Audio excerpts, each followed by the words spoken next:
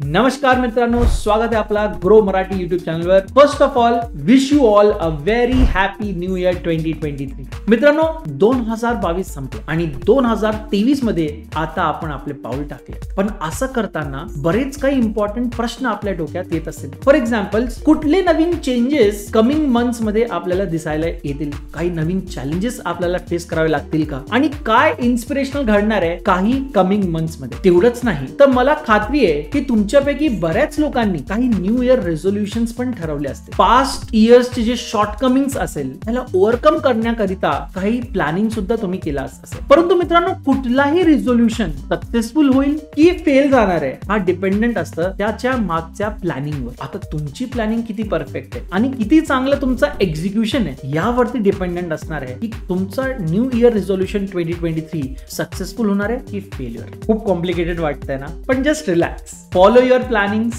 stick to it, and you will be successful. Ultimately, dedication wins, right? तर आपण जर dedicatedly आपल्या प्लॅनशी connected राहू आणि जर प्लॅन नुसारच आपण स्टेप्स घेतले तर नक्कीच आपण सक्सेसफुल होणार आहोत. तुमच्यापैकी बऱ्याच लोकांच्या न्यू इयर रिझोल्युशन मध्ये काही अशा गोष्टी होऊ शकतात. फॉर एक्झाम्पल, मला ना 2023 मध्ये चांगली झोप घ्यायची. I am sleep deprived please. किंवा या वर्षी मला स्वतःच्या हेल्थवर फोकस करायचा आहे, मी जिम जाणार आहे, मी बॉडी बनवून एकदम फिट पर्सन होणार. तर काही लोकांना असं असेल की नाही 2023 मध्ये me only and only healthy food consume करणार आहे, अजून कुठल्या प्रकारचा फास्ट फूड नाही, काय नाही. तर काही असे पण लोक असतील ज्यांची financial journey for 2023 is their new year resolution. या लोकांना आपले पर्सनल फायनान्सेस आणि मनी मुवमेंट आणि बजेटिंग याला सुधारण्याची किंवा याला एक प्रॉपर वे देण्याची संधी या रिझोल्युशनच्या माध्यमातून त्यांच्या समोर आलेली असेल. तर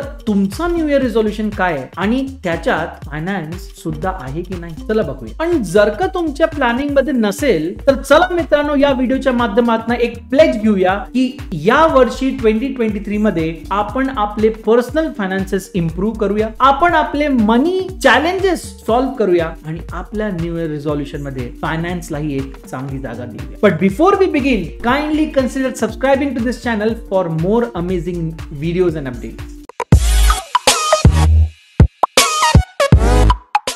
जर का तुम्हाला तुमच्या पर्सनल फायनान्सेस वर कंप्लीट कंट्रोल ठेवायचा असेल तर चला बघूया काय न्यू इयर रिझोल्युशन्स आपल्याला आपल्या न्यू इयर रिझोल्युशन मध्ये इनकल्केट आणि इनकॉर्पोरेट केले पाहिजे. तर चला मित्रांनो, सर्वात आधी आपल्या न्यू इयर रिझोल्युशन मध्ये बजेटिंगला इनकल्केट करा. बजेटिंग, एक मिनिट. बजेटिंग म्हणजे मी तुमच्या एक्सपेन्सेस वर रेस्ट्रिक्शन लावत नाहीये. मी नेमकं फक्त तुम्हाला तेवढं सांगतोय की तुम्ही कुठं एक्सपेन्स करणार आहोत आणि किती एक्सपेन्स करणार आहे त्याचा फक्त एक प्लॅन ठरवा. I am not asking you to reduce the expenditure. I am asking you to spend where it is needed the most, and that will come by budgeting. आता मात्र तुमच्या डोक्यात अजून एक प्रश्न आला असेल की sir budgeting okay, I will incorporate budgeting, पण नेमकी कसं बजेटिंग करायचं? खूप सोपं आहे, फक्त 3 स्टेप्स फॉलो करा. स्टेप नंबर 1, आपली अख्खी इन्कम लिस्ट आउट करा. तुम्हाला प्रत्येक सोर्स ऑफ इन्कम वरनं काय सोर्स ऑफ इन्कम आहेत ते लिस्ट डाऊन करा. किती इन्कम येणार आहे वर्षभरात ते पण तुम्ही नोट डाऊन करा. एकदा तुमची टोटल इन्कम तुमच्या समोर आली,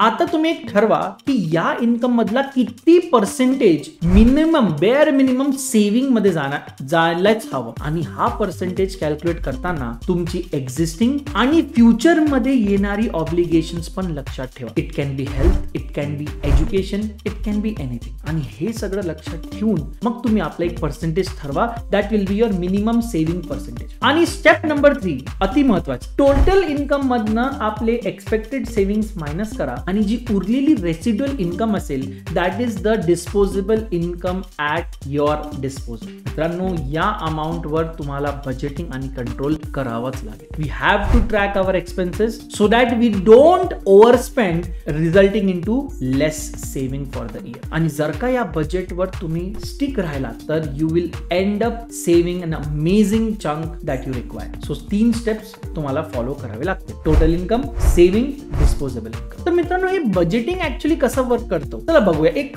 लहान एक्झाम्पल घेऊया. से फॉर एक्झाम्पल, एक नवीन आयफोन मार्केटमध्ये आलाय, आयफोन 14 प्रो मॅक्स. आणि तुम्ही खूप दिवसांपासून त्या आयफोनचा वेट करत होता. आता तुम्ही विचार केला की चला let us add it in the cart, बघूया कितीचा होतं. अरे हा किती चांगला फोन आहे, त्याच्यात किती नवीन फीचर्स आलेत नाही का, है ना? बरोबर. आता तुमचा ब्रेन कसा वर्क करतो बघा. आता तुम्ही आपल्या करंट फोनला बघता, हा ना फोन जरा खराब झालाय ऍक्च्युली, म्हणजे याला ना काही प्रॉब्लेम्स येत आहेत. आता तुम्ही स्वतःला कन्व्हिन्स करताय that you need a new phone, ज्याची गरज ऍक्च्युली नाहीये. If you stick to the budget you will not be able to over spend. आता तुम्ही आपला बजेट बघा आणि बघा तुमच्या बजेटमध्ये जी डिस्पोजेबल इन्कम आहे ते तुम्हाला नवीन आयफोन घेण्याची अपॉर्च्युनिटी किंवा परमिशन देत आहे का. If yes, okay, but if no you will not buy a new iPhone because it is going to affect your savings. असं केल्यानेच तुम्ही ओव्हर स्पेंडिंग वाचू शकता आणि यू कॅन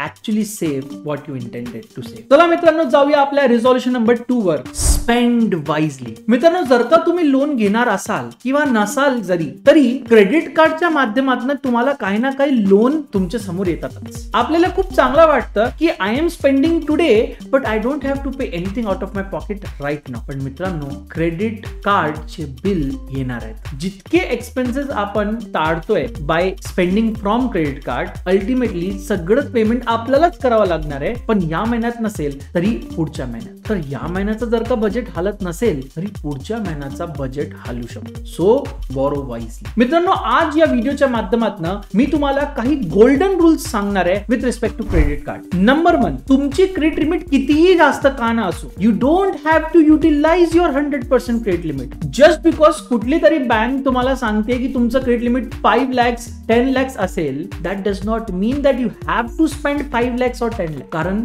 क्रेडिट पिरियड संपल्यानंतर, बिलिंग सायकल संपल्यानंतर तुम्हाला त्याचा बिल पण येणार आहे. नंबर 2, कुठल्याही परिस्थितीत आपली क्रेडिट लिमिट एक्सीड करायची नाही, कारण असं केल्याने तुम्हाला ऍडिशनल चार्जेस पण भरावे लागतील आणि तुमचा क्रेडिट स्कोर पण कमी होतो. तर अजिबात क्रेडिट लिमिट एक्सीड करायची नाही कुठल्याही परिस्थितीत. नंबर 3, कुठल्याही परिस्थितीत मिनिमम ड्यू अमाऊंट पे करू नका. तुम्हाला पे करताना खूप चांगला वाटेल की अरे माझा बिल किती मोठा होता पण मी मिनिमम अमाऊंट पे करून सुटलोय. नाही, you are entering into a debt spiral. तर कुठल्याही परिस्थितीत टोटल आउटस्टँडिंग पेमेंटच करायचंय, मिनिमम पेमेंट नाही. आणि चौथी आणि खूप महत्वाची गोष्ट, आपला क्रेडिट कार्डचा बिल वेळेवर पे करा. तुम्ही ऑटो पे लावून घ्या, तुम्ही रिमाइंडर्स लावून घ्या. कितीतरी ऍप्स आहेत जे तुम्हाला रिमाइंड करतात की तुम्हाला हे पेमेंट करायचं आहे, या तारखेला करायचं आहे, इथे मिनिमम अमाऊंट काय आहे आणि टोटल अमाऊंट काय. So always pay your bills on time. यानी तुम्ही इंटरेस्टची पण वाचू शकता आणि लेट पेमेंट चार्जेस पण तुम्ही वाचू शकता. तेवढंच नाही तर कुठल्याही प्रकारची नवीन लोन घेताना आपल्याला खूप सतर्क आणि सावधान राहावं लागतं. कुठला कार लोन घेऊन कार घेणं हे खूप चांगलं वाटतं. तुम्हाला काही कॉम्पिटिटिव्ह इंटरेस्ट रेट पण भेटू शकतात, पण मात्र ते actual cost of borrowing the loan काय आहे हे आपल्याला कळायला पाहिजे. आणि तेवढंच नाही तर before actually signing any loan documents आपल्याला आपला बजेट पण लक्षात ठेवावं लागेल. We should see whether we are able to comfortably pay back this loan or not. आणि कुठलाही डिसिजन हडबडीत घ्यायचा अजिबात विचार करून त्यानंतर तुम्ही लोनचा डिसिजन घ्या. चला मित्रांनो आता पुढे जाऊया आणि बघूया आपला तिसरा न्यू इयर रिझोल्युशन काय असायला पाहिजे. आपला तिसरा न्यू इयर रिझोल्युशन असायला पाहिजे रिबॅलन्सिंग द पोर्टफोलिओ. एक मिनिट मी सांगतोय ना व्हॉट डू मीन बाय रिबॅलन्सिंग. बघा आपण जेव्हाही आपण इन्व्हेस्टमेंट करतो आपण व्हेरियस कॅटेगरीज आणि व्हेरियस डिपार्टमेंट मध्ये इन्व्हेस्ट करू शकतो. एक सिंपल एक्झाम्पल घ्या, इक्विटी आणि डेट. आपल्याला माहिती आहे की इक्विटी इन्व्हेस्टमेंट हा व्होलाटाईल इन्व्हेस्टमेंट असतं, म्हणजे याच्यात रिस्क जास्त आहे आणि म्हणून रिटर्न सुद्धा जास्त असू शकतात. आणि या विरुद्ध if you invest in debt हे कंपॅरेटिव्हली रिस्क फ्री असतात किंवा लेस रिस्की असतात आणि याचे एक फिक्स इन्कम पण याला असतं. पण आता मात्र तुमच्या पोर्टफोलिओ मध्ये काय आहे हे डिपेंड करतंय तुमची एज, तुमची इन्व्हेस्टमेंट डिसिजन्स आणि तुमचा पर्टिक्युलर पोर्टफोलिओ. तुमचा पोर्टफोलिओ हाय रिस्की पण असू शकतो, म्हणजे more investing in equity and less investment in debt, किंवा तुमचं पोर्टफोलिओ सेफ अन सेक्युअर्ड पण असू शकतो, म्हणजे higher investment in debt and lower investment in equity. तर आता आपल्याला ह्याला रिबॅलन्सिंग करण्याची गरज आहे. चला बघूया मित्रांनो की रिबॅलन्सिंग कसं करायचं. एक एक्झाम्पल घेऊया. सपोज तुमचा जो इन्व्हेस्टमेंट पोर्टफोलिओ आहे त्याच्यात 60% is invested in equity and 40% is invested in debt. हा तुम्ही मागच्या वर्षी इन्व्हेस्टमेंट असा केलेला, पण मात्र या वर्षी काय झालंय आपला इक्विटी मध्ये रेस झालाय आणि डेट तेवढा इन्क्रीज झाला नाही. पण यांनी झाला काय की आपला जो 60-40 रेशो होता तो आता हललाय, दॅट हॅज चेंज्ड. आता याला परत रिबॅलन्स करून आपल्याला 60-40 मध्ये आणावं लागेल आणि यासाठी आपण आपली इक्विटी एक्सपोजर जरा कमी करूया करूया आणि मोर अमाऊंट इन्व्हेस्ट करूया डेट एक्सपोजर मध्ये and we will rebalance it to 60-40 again. आणि असं केल्याने तुम्हाला अजून एक संधी भेटते to sell of investment which are not garnering good interest और गुड रिटर्न्स. तर तुम्हाला जर वाटत असेल की माझी हा पर्टिक्युलर इन्व्हेस्टमेंट एक्सपेक्टेड अनुसार रिटर्न आलेलं नाहीये तर तुम्ही ते रिड्यूस करा. You can sell them and rather invest in debts. म्हणजे तुमचं रिबॅलन्सिंग आपोआप होईल 60-40. This should be one of your resolutions. आपण हे पोर्टफोलिओ रिबॅलन्सिंग स्वतःहून प्रोएक्टिव्हली पण करू शकतो किंवा कधी कधी मार्केटमध्ये काही चेंजेस होतात की आपल्याला रिबॅलन्सिंग करण्याची आवश्यकता वाटते. चला बघूया काय मेन रिझन्स असतात फॉर पोर्टफोलिओ रिबॅलन्सिंग. नंबर 1, प्रत्येक वर्षात आपल्याला आपला पोर्टफोलिओ रिव्ह्यू आणि रिबॅलन्सिंग करणं गरजेचं आहे अँड एस्पेशली टॅक्स पे केल्यानंतर. यानी तुमची पुढची प्लॅनिंग जी आहे ती सुधारते. दुसरी गोष्ट म्हणजे इट इज पॉसिबल की तुमची जे इन्व्हेस्टमेंट आहे, तुमची जे असेट्स आहेत इन द पोर्टफोलिओ ते एक स्पेसिफाईड रेंज पेक्षा खाली गेले किंवा they are not justifying your risk appetite आणि त्याकरिता पण आपल्याला रिबॅलन्सिंग करावं लागतं. आणि तिसरी महत्वाची गोष्ट म्हणजे जेव्हा आपण आपल्या इन्व्हेस्टमेंट गोलशी खूप जवळ येतो तेव्हा पण आपण रिबॅलन्सिंग करू शकतो. आणि जर का तुम्ही विचार करत असाल की हे सगळी गोष्ट मला ऍप्लिकेबल नाहीये कारण मी आपली प्रत्येक इन्व्हेस्टमेंट एका ठिकाणीच करतो, तर एकदा लक्षात घ्या, विचार करा की समजा जर का तुमची जे इन्व्हेस्टमेंट पोर्टफोलिओ आहे ते फक्त इक्विटी मध्ये असेल तर मार्केट जर चांगला परफॉर्म करत असेल तर very good, you are very happy. पण जर का मार्केट क्रॅश झाला तुमची पूर्ण इन्व्हेस्टमेंट रिस्क मध्ये झाली. जर का तुम्ही डायव्हर्सिफाईड केला असता आणि पार्ट इन्व्हेस्टमेंट तुम्ही डेट मध्ये केली असती तर त्या डेट इन्व्हेस्टमेंट वरनं काही ना काही तुम्हाला रिटर्न्स आले असतील and based on those returns तुम्ही वेट करू शकता मार्केट रिकव्हर होईल त्यानंतर तुम्ही आपली इन्व्हेस्टमेंट काढू शकता. Therefore, it is always advisable to diversify your portfolio. Never to invest exclusively in one type or category of security. चला मित्रांनो, पोर्टफोलिओ रिबॅलन्सिंग तर आपला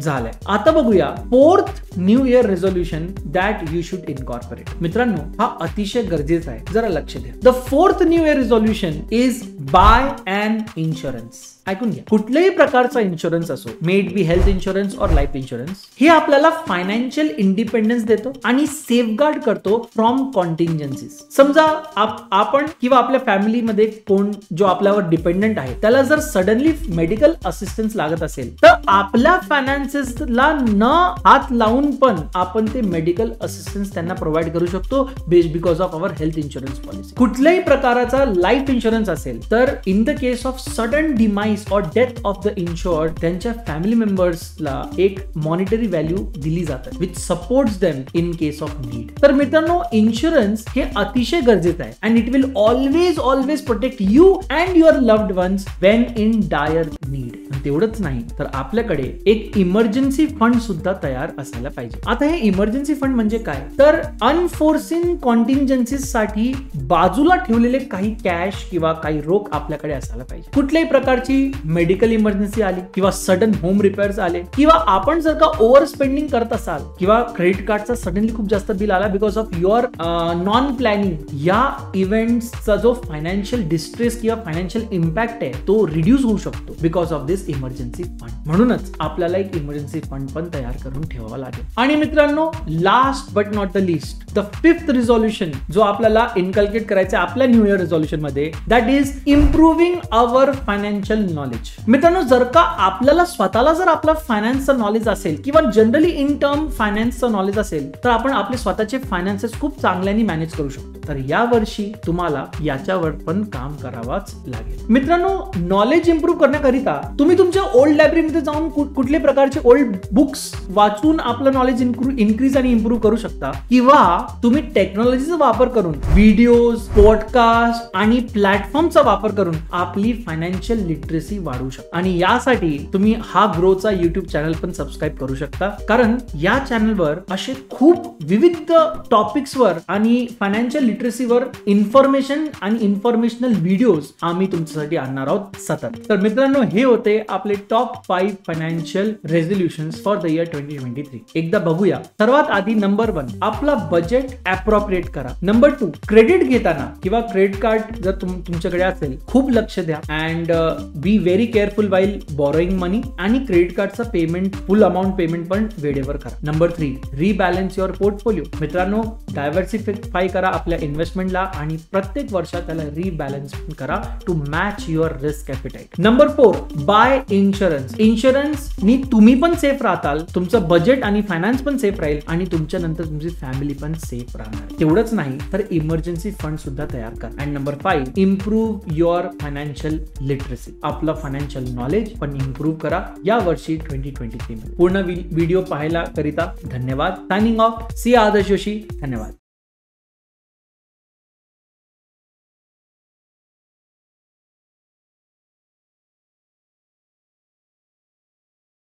Investment in securities market are subject to market risks. Read all the related documents carefully before investing. Please read the risk disclosure documents carefully before investing in equity shares, derivatives, mutual fund, and or other instruments traded on the stock exchanges.